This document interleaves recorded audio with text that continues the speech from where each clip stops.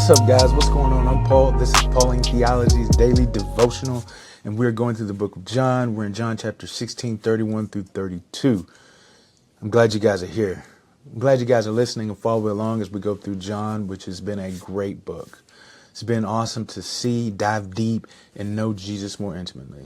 And what that does is help us to trust Jesus more. Now, that's what this platform is called. This is the ministry that God has called me to help others and myself trust in Jesus more. And I hope that I'm helping you to do that. And if you need someone or you know someone that needs to trust in Jesus more, man, I would appreciate if you send them to the channel. Share this podcast or send them to some of the Instagram and YouTube, Facebook, all of the TikToks and stuff, to be able to grow a little bit more in Christ and to know Him more intimately, so that you or whoever it is you believe needs to trust in Jesus can trust in Jesus more, man.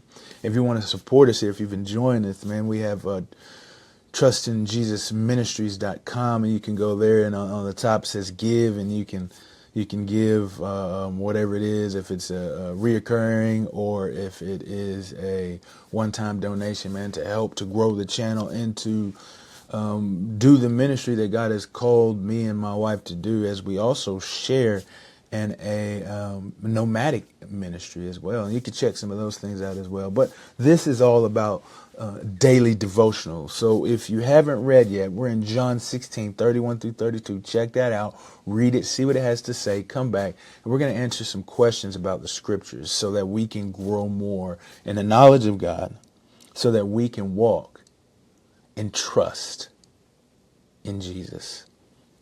So if you've already checked it out, you've already read it, man, let's go ahead and jump in, man. What's going on? What's happening in the scriptures?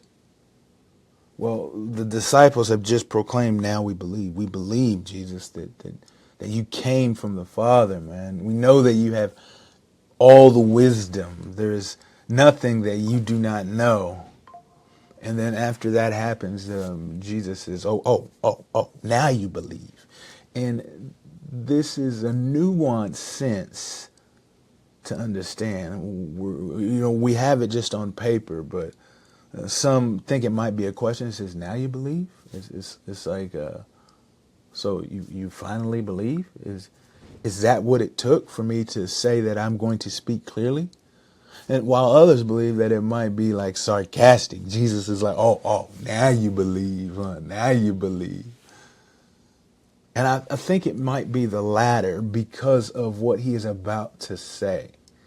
Now, he knows that they believe because they trust, but their belief in the book of John, we see that a lot of people say that they believe, but then they turn away. We have I believe it's chapter 6, where so many believe, but they said the words of Jesus were hard, and so they took off. But these disciples stay. So we know that there is a different type of belief that these disciples have in comparison to others. In the same way, we've seen in the scriptures where this belief, this which is the same word as trust. And so that's why it's so important that this ministry is called Trust in Jesus Ministries, because our belief is reflected in a trust. And so we know that these disciples trust in Jesus in a different manner than the ones who just maybe intellectually believe.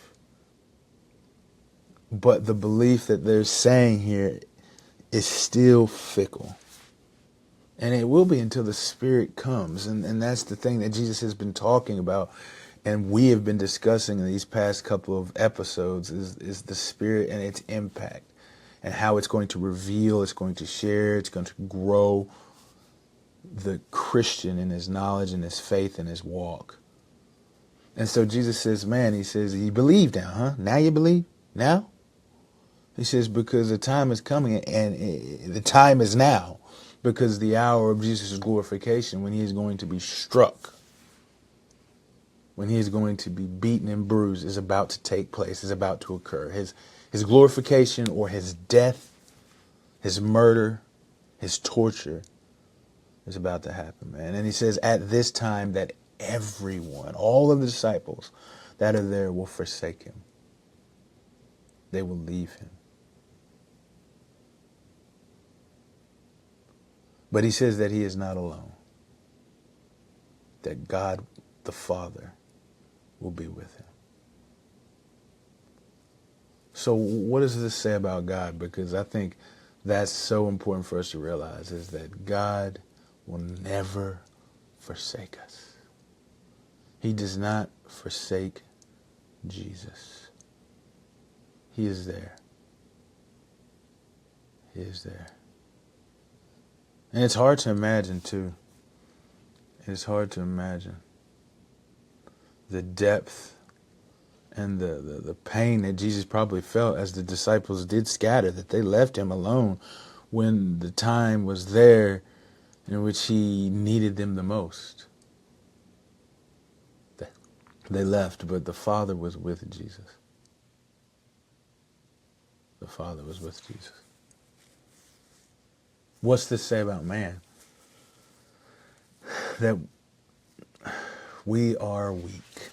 We run in fear, and we let other things guide our actions rather than the one who created the world. We're weak, we're hard, we're fickle, we seek our own safety. That's just the way it is as human beings.